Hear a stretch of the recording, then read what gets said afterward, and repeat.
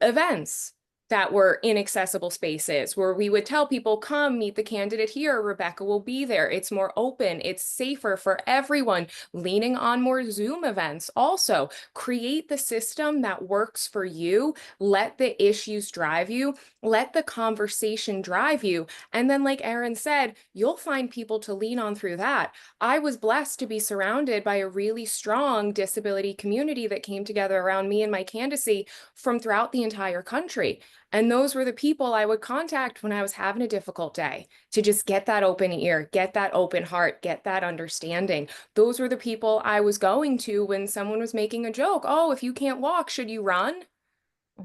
I don't know, a-hole. Should you be out here talking to me like that? And those are the people I would go to lean on and get that support while building my own machine, knowing what I wanted to do, and knowing it wouldn't look like every other campaign. And if that meant I wasn't successful, where I wasn't, out of 7 people, I came in third. And I think that was really great for a first run. But still, understanding not everything's going to be perfect. There are going to be bumps in the road. You're going to need to have a strong community around you. But like we said at the opening, that's what makes us so great and so powerful, that you can be the person as the voice standing up, fighting for the change, be it an elected office or whatever venue, but you can have all your people around you, backing you up, lifting you up, giving you that support that we may need more than some other people, because this system just isn't made for us. They don't want it to be made for us. But one day we're going to have it made for us because we'll finally be a part of those conversations. I, If go I ahead. I'm could sorry, Jeff. Go jump ahead. in quickly. Oh, Jeff, No, go it's you. ahead. Go ahead, Jeff, and then Pamela. okay. Thank you. I just want to quickly say that this is as a person with a disability, I've seen the gaps, and I've thought about, ways and tactics, right? For example, if I were to ever run for office myself, right? And that's kind of why I started Able Dems PAC. And what I mean by that is that, for example, the checks that we write to candidates with disabilities, right? That 500, that $1,000 could go into an extra mailer that a candidate might not be able to go to the doors, right, and knock, right, and be able to touch voters, right, and be able to overcompensate in other tactics, right, whether it's digital, mail, or paid door knockers to go out and knock doors for you as a candidate, right, and that's really why I started Able Dems PAC, is to provide that extra lift for candidates with disabilities. And yeah, so that's a great question. And Pamela, you're going to be the last person to answer question, and we're going to bring up our speakers and panelists to do this Q&A. Awesome. One of the things I focus on, I do a lot of organizing with my taking off the C3 hat, putting on the C4 hat.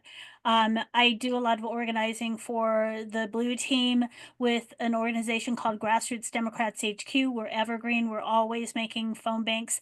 And one of the things that I do is try to make sure that we are inclusive and try our best, because the system is not perfect. But if there is somebody, we get a lot of people who are neurodivergent who might join us, and they may not be, if somebody isn't used to neurodivergence, I try to be to be there, to be the buffer, to make sure that they're welcome, to make sure that they're trained, because there's space for everybody. And if they can't work here, then try to give them other ways to volunteer. And I think that that's where people who are able-bodied may not understand it. And even within our own community, well, you can't knock doors. Well, why can't you have them input data? Why can't you have them print lists? Why can't you do other things? So that's the main thing. Just find ways to get us all involved. GrassrootsDemocrats.org. Look us up if you want to get involved with what I do. I would love to have us have a group of disabled, phone bankers or text bankers or something. Just have a place for us to be where I can organize. So yeah, Jeff, I see you nodding. I want to talk to you later. Yes, I just DM'd you, so. Yeah, so I want to thank all of you for being our last panel of the day. I'm all hyped up now. If we could pin and I'm just gonna say this to our speakers and panelists, if you want to participate, just raise your virtual hand so our tech team can can participate, and then they'll be able to pin you, you know. So, and Danielle, you're gonna have to turn on your camera so they can spotlight you. Nieta, we may have a limitation. This is Michelle. There may only be 9 spotlights allowed at once. Ah, okay. So we're gonna have to do this a little bit differently than I thought. So, um, so we're gonna do this a little bit differently. We're gonna do like 10 minutes, 15 minutes here, and then, you know, then 10, 15 minutes with the other panelists. So I'm gonna ask, please, and now everyone could lower their hands. So if you are on the panel right now. So, I'm gonna just say, uh, I now need to turn on captions because I have brain overload for the day. Uh, I the first question is for everyone, and our attendees, put whatever questions you have for the panelists and speakers in the Q&A, and I will ask those. Um, how how do you think we as a community can make this fight more intersectional? Disability Community for Democracy, and I'm going to talk about the organization I'm a part of, is 90, it has been only incorporated for 90 days as of tomorrow.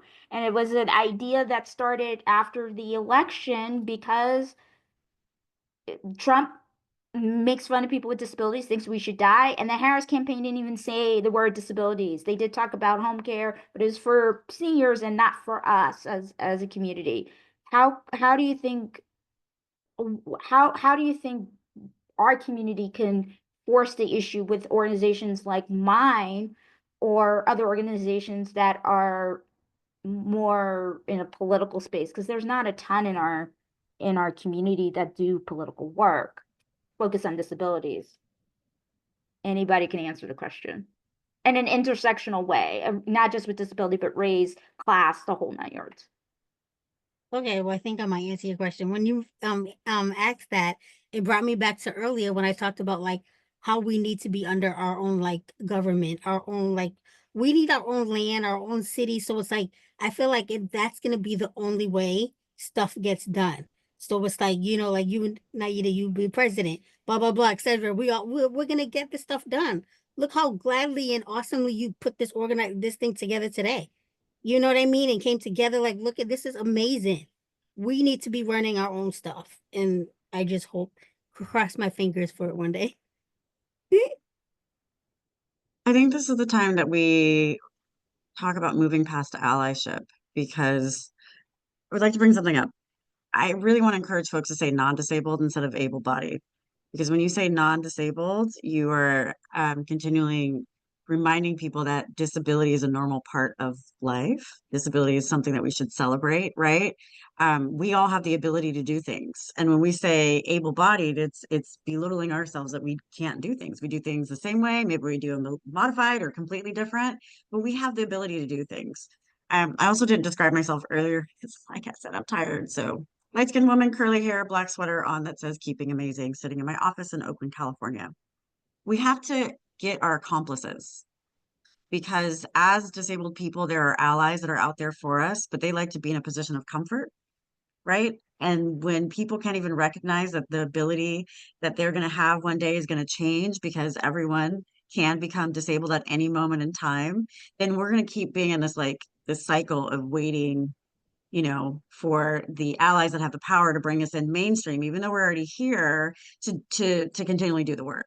And so that's why, like in my book and in general, and also what Elizabeth said, we need these accomplices, people who are willing to put stuff on the line, who have more power and privilege and energy, because all of us are here navigating so many different things. It's a bed-in, right? It's a sit-in because we are tired. So who are those accomplices going to be to continue the work that we can do so we don't have to carry so much? The reason why these organizations are hard to do, important but hard to do, is once our health goes downhill, like Elizabeth shared and how Nieta is feeling right now, then we have to pause. And if we don't pause, we will harm ourselves more.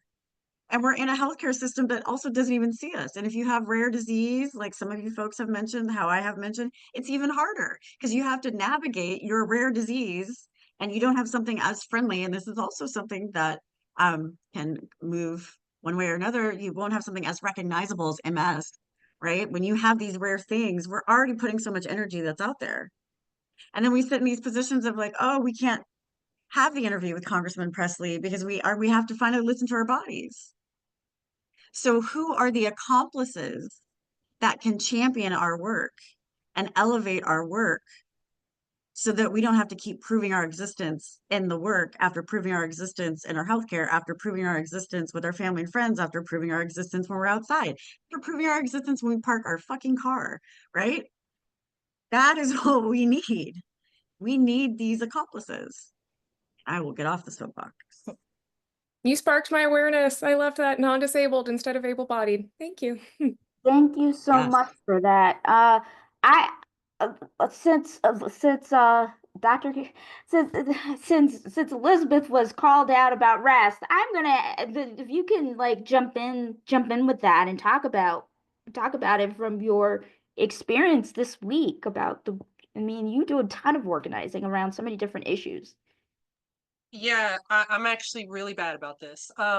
There's very much a something that I've had to stop struggling with personally as someone who has invisible disabilities. But unless you just look at my glasses will be the only thing, and of course, it's one of the most common disabilities that I share with others. Right? I often feel like because I don't need the same kind of accessibility as someone with other, other kinds of disabilities and things, as I will feel like I'm supposed to be doing too much, right? Because I can put myself out there, because I navigate the world differently. There is a different way that you navigate the world if you are disabled, and it's immediately obvious versus if it's not. And that's something that I feel like has been both like a blessing and a curse for me. I will push my body too hard. I'm still trying to figure out that middle ground and not doing too much and not downplaying my disabilities. I was talking with a friend who was a wheelchair user last night in the DMs. She has EDS, and she was like, "Girl, we got sister disabilities here with your connective tissue disorder in mind. Like, you need to quit downplaying your pain." Like, she just kind of like bluntly told me, she was like, "Stop. That Marfan syndrome hurts. I'm in pain every day and have been since childhood." And you start to really downplay sometimes a lot of what you're going through and push your body too hard. That is a bit of what happened to me this week, and why I had to take a step back and say, okay, chill, girl. So I recommend folks really try to listen to their bodies and take that rest when they need it. And also, don't feel like you need to push yourself to the point of breaking, even if you can look at somebody next to you and go, okay, but they've got it worse. And I feel like those of us who are already in marginalized spaces, we do that so much more, rather than trying to impress upon the folks who are non-disabled and say, no, I need you to do this now. I need your help. And so directly calling that out, and not feeling like we're begging for something or feeling it's shame. I feel like that's something that's been put on our community for so long. It's a shame, like, you know, if we're asking for help. But as I've been saying, Nazis are at the door. We need to just go ahead and demand that non-disabled folks start doing more, no longer be ashamed, no longer be embarrassed of it. And that's something that I'm personally trying to work through. So I'm not talking to anybody else and trying to tell you like I know the secret to getting over that. But I'm working on that myself, because again, there's so much shame tied to disability, and it makes you, or I'll speak for myself, I won't speak for everyone, but I know for me, it has made me a lot of times kind of downplay what is going on with me. And so I'm really trying to make sure that I don't continue to do that, and don't break my body in that way, because who's that going to help? Who's that gonna It's help? definitely not going to help anybody. And now you got me as an accountability person that will email you and check in with you. And hopefully we can meet in real life at some point when I'm in DC again. That would Um, be wonderful, and I appreciate the having an accountability buddy. yes, because I do the same thing. I push my body as well, and then I pay for it.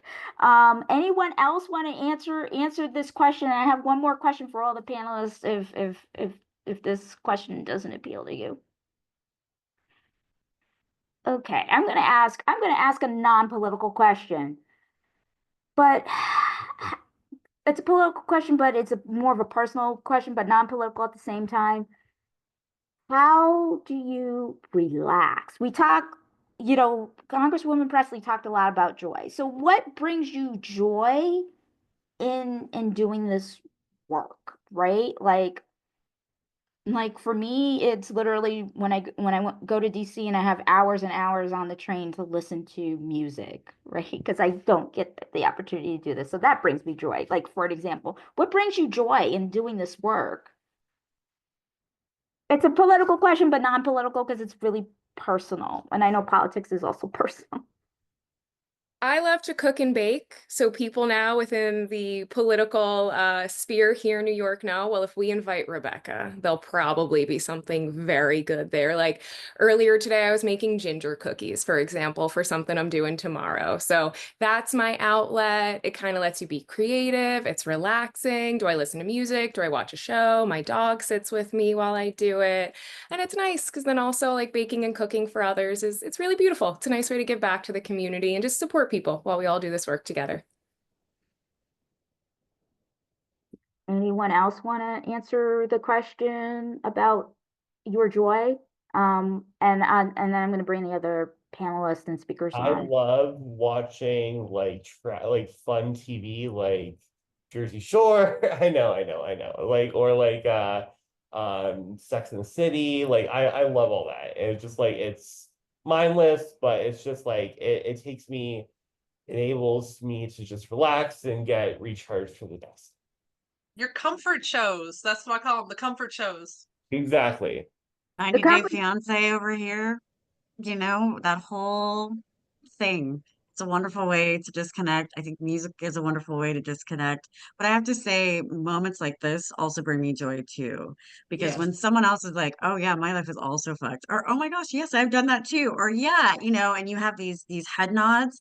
These are things that give me the joy to keep moving forward. And that's what joy is for, particularly now. How do we keep moving forward? So don't forget about who you're in community with that sees you for who you are, because feeling validated, seen, and heard can bring you as much joy as the Jersey Shore, 90 Day Fiance, ginger cookies, whatever it may be. Star And I, Trek Next Generation for me. and I was gonna add on to that. My sister always says when I get very overwhelmed, make my world small. And so that'll be focus on my son, on my husband, make a day of like, okay, it could be a very simple day. We're going to go to the park, we're going to do this, and just have like very simple tasks. Or even if it's in the house, we're all going to get in the bed in our pajamas together and we're going to have like, family day, vegging out, watching TV, whatever it is. Make your world small and it can help you just kind of breathe again. Well, I get a lot of joy from this work, but I also am a gamer and I play World of Warcraft. So I guess I gotta represent the gamers here. so I just want to thank everyone here for doing this and taking time out of your busy schedule. You will hear from me individually. You will be getting some thank you letters from me as individually. It's going to take me at least a couple of weeks to do it because I have no spoons no spoons left. uh I'm out. So I just want to thank you all. I will send you a thank you letter. And also I want to say to everyone in this space, let's elevate each other. And as panelists, let's connect. Please put your socials in the chat. If people are asking for them, the chat's open to the panelists to be able to put their socials in the chat. They want to follow you if you are on social media, whatever platforms there are, please put it in chat if you feel comfortable. So um I'm going to ask the tech team to bring up the other panelists and speakers who weren't here. Thank you so much, everyone. Thank you so Thank much. you. Thank you. Thank you. So our other panelists, if they want to hop in and substitute out.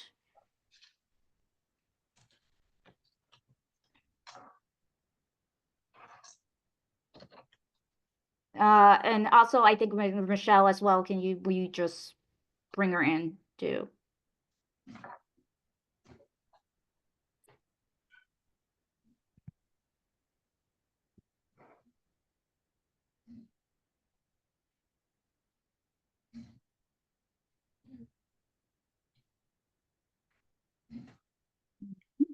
I mean, I'm also helping here with this.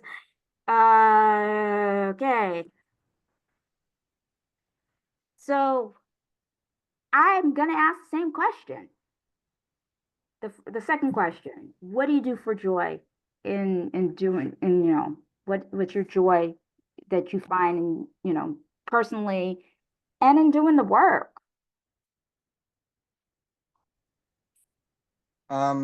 So one thing I really like to do is I'm an avid reader. I'm a big history book reader. I want to be an author someday.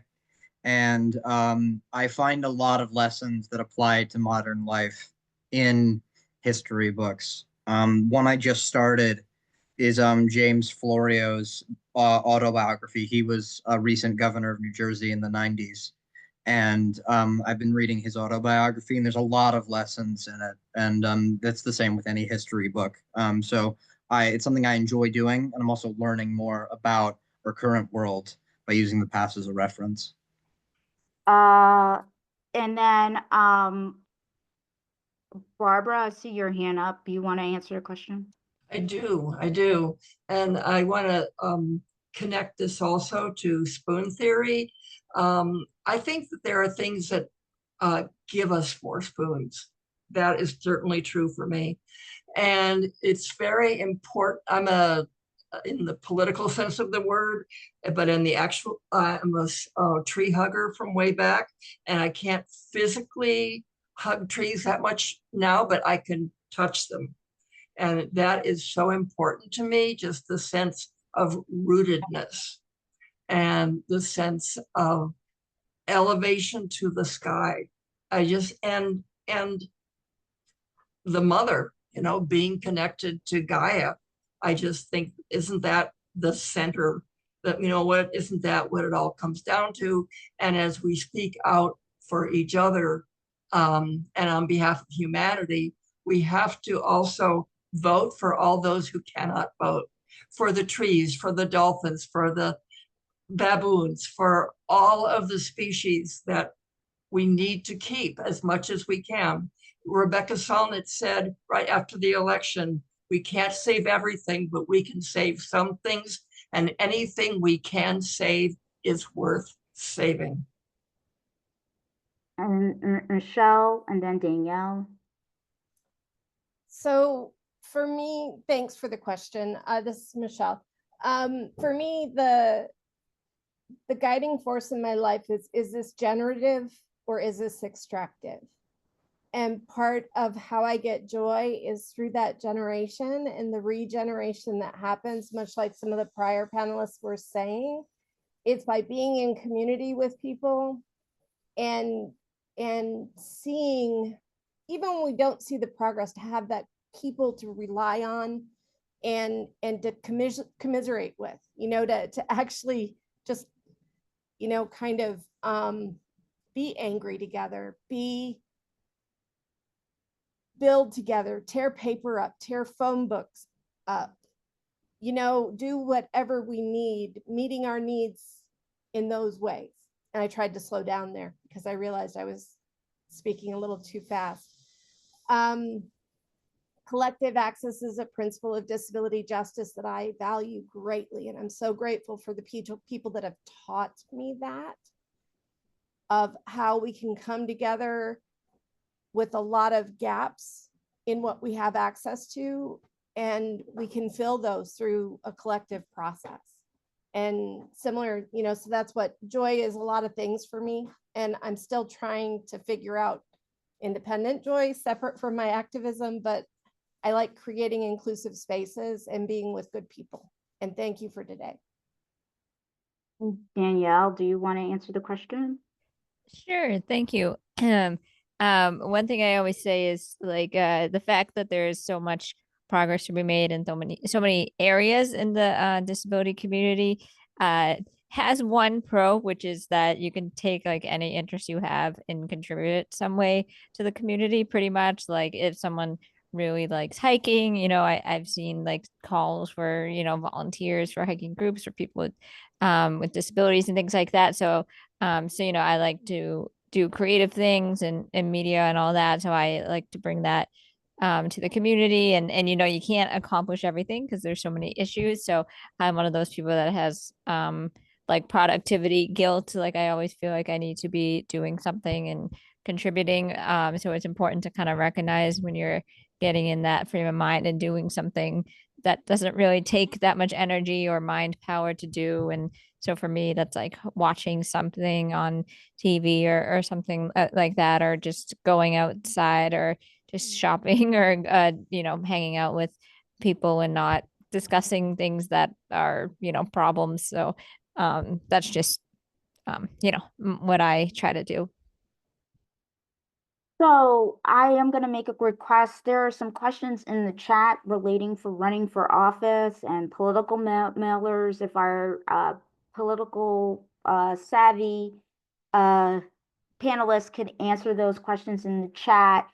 And there's a question that I'm going to ask the panelists here as well. Can each panelist give their operational definition of accessibility? That's a good question. And I'm curious, especially in our fight for liberal democracy now, what does that mean to you in that framework of disability community democracy mission statement?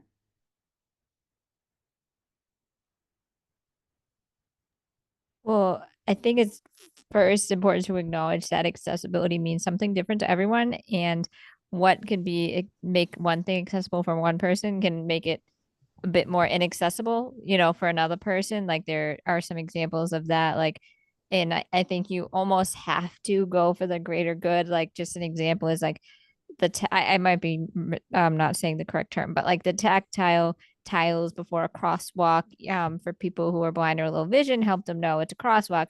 For someone like me, I might like stumble upon those a bit, but I recognize that I have the possibility to go slower or something like that. So I'm like, yeah, just keep the tiles there, you know what I mean? But yeah, those are just 2 points, but obviously it's taking each issue by issue instead of, I think, putting a blank statement on it, just to keep the flexibility and the open-mindedness to how to design best. Any if Barbara, you're muted. Go Yeah, ahead. so respond to that you respond to that, Danielle, in a universal design kind of way, which is totally important. I heard the question in an event kind of way. And one thing I think is really important, I get one of my things that really makes me angry is if I see an event is advertised as fully accessible. I say, we don't know what that means because the people for whom it's not accessible aren't there to tell us why it isn't accessible to them. So I think it's something that we need to keep that in mind and find out or think beyond what our own access needs are and the ones that are already established. And for instance, I've been in SNFs. What is a skilled nursing facility? What is a way a person in a nursing home could participate in this event is one way to think about it. But having said that, I want to now backtrack and say things that are very established, like ASL. My liberal congressman finally had 2 town halls. And the first one, it was only call-in town hall with no TTY. And the second one, there was no sign language interpreter. So, come on now. It's not like the things that are established don't have to, you don't have to keep pushing and pushing and pushing. So I think it's, multifaceted, keep that we have to do everything at once. And isn't that what we're used to? Yes, especially if you're part of other communities that also have to do multiple things at once.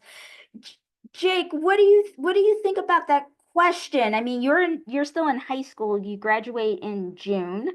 You're going to Yes, that's college. correct.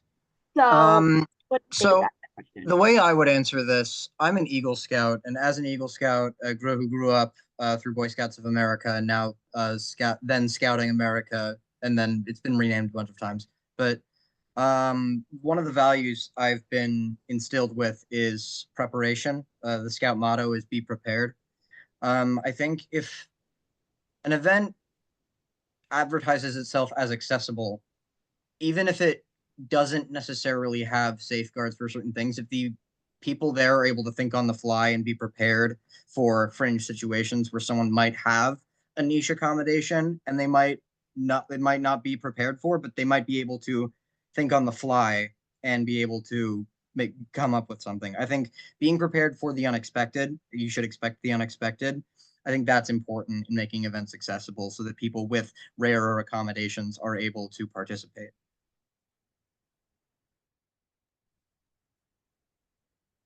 I have things to say. This is You Michelle. you always have things to say, but I love the things you have to say. So what I'm going to say is accessibility is an interactive process. It is not a one size fits all or a one size fits most. And it has to be constantly evaluated in order to know who's left out. Accessibility can be planned for, because if you're not planning for it, you're automatically disinviting that group of people from the event or from the activity. So with that, but it costs money. I'll say that as a grassroots group, it costs money. And that's where kind of collective access comes in. But accessibility is about meeting the human needs in the room. It's also about meeting when there are competing access needs, negotiating with the two people or the two groups of people that have those competing access needs to create and co-create a solution, empowering them to present a solution to the rest of the group. I think we saw this in the Crip Camp summer camp process that happened in 2021, I think, or it might have been 2020. I can't remember which year it was, but they started out and they kept having to make changes because of the feedback that was received. Another thing about accessibility that's very hard to do is technically, when a barrier is encountered, it needs to be addressed in that moment if you're intentionally being inclusive and equitable to everybody in the room. I'm going to quote Emily Lada just quickly of, one person with a disability, one person with that disability. And that's also equally important to know. I use captions for a variety of reasons. Nietta's using captions now for a variety of reasons. Doesn't mean either of us is right or wrong and why we're using it or how we're using it. And if I have that need, I shouldn't have to prove it by showing my documentation saying I have a disability. And that's what accessibility is to me. It's across all levels. It's also about race. It's also about financial status, education, privilege. It's all of those things. So that was kind of my not so brief reply. No, I think it's great. And yes, I needed the captions. My brain, I'm having brain freeze now, and this is the only way I can follow the answers that you're having. Guess my last question before we do our close, is there was a question that people talked about, how can we keep this meeting going? We need to keep this going. So it's interesting. People want to keep this going, but it takes energy to keep it going. It takes under seeing disability justice activism in a different way because no one's coming to save us, right? How can we conserve our energy and do this work? And I know Erin talked about having a buddy system. I was thinking more of like, how can we do this work in a more collaborative way in terms of not only individually, but collectively in an organizational standpoint? Like, do you think it will be possible in this space now?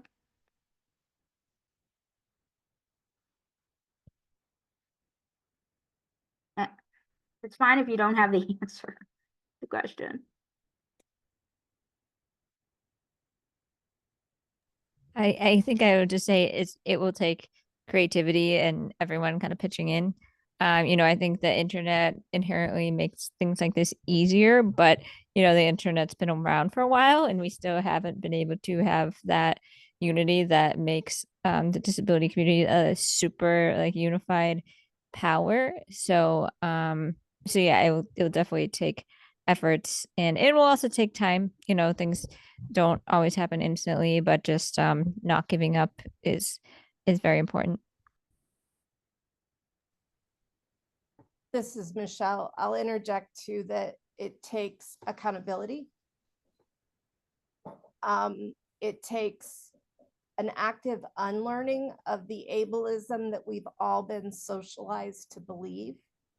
So our own internalized ableism. It also takes realizing that the divisions in our community are deliberate. And we have to work, especially people with privilege, be it white skin privilege or other levels of privilege, we have to work to kind of, mitigate that barrier, that division that's put there. We have to understand it. And that's what can be hard at times. But the other thing is we have to not expect our leaders to be superheroes.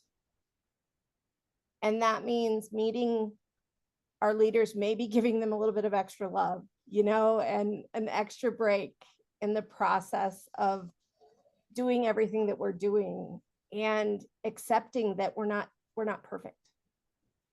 And we are exactly who we need to be in this moment in time. And that's okay. Because and yet you said this to me about this isn't going to be perfect. And that was so helpful to me to not expect perfection or the best possible event ever. And I think, and I'm going to get emotional, I think that's what has made this a beautiful event. And I thank you for that. Thank you, Michelle. We are at 7 minutes to 6 o'clock, and we can take all the panelists off of Spotlight. I want to say a couple things before before we close. First and foremost, I want to thank everyone who participated and stayed for the whole event. I know this might have been hard for people, and it might have taken a lot of energy. I want to thank our West Coast people, especially because this is an early day for them to be here. Some people have been here since 9 a.m. local time on the West Coast, so I want to give them a hand clap. And the other thing I want to say is that Disability Community for Democracy, we are a nonprofit. We are a nonprofit organization. We are doing the work. We are only 3 months old. So we are still going through growing pains around our tech and doing webinars and stuff like that. And the more we do this, the better off we are going to be. If you are able, please donate so we can defray some of the expenses that I've been paying out of pocket for the interpretation, our ASL and our Spanish language interpretation. We need to defray some of those costs because we want to make sure that all our events are as accessible as we can. And last but certainly not least, right? We need to build community. You know, we can either, Congresswoman Presley said it best, we can either pick chaos or we can build community. Disability Community for Democracy is going to be doing a lot of different things, and we have these 4 committees plus our regional committees for those who are more interested in doing stuff at the state, local, and county level, to get involved, because to we need the state and county government and city government and the commissions and all of this to fight back against the white supremacy that's happening within the United States of America. I have I have I have been alive for less than 50 years and I have never seen this level of hate in my lifetime. And the only time I've heard the stories from my grandparents, my father's parents specifically, about the hate and the civil rights movement.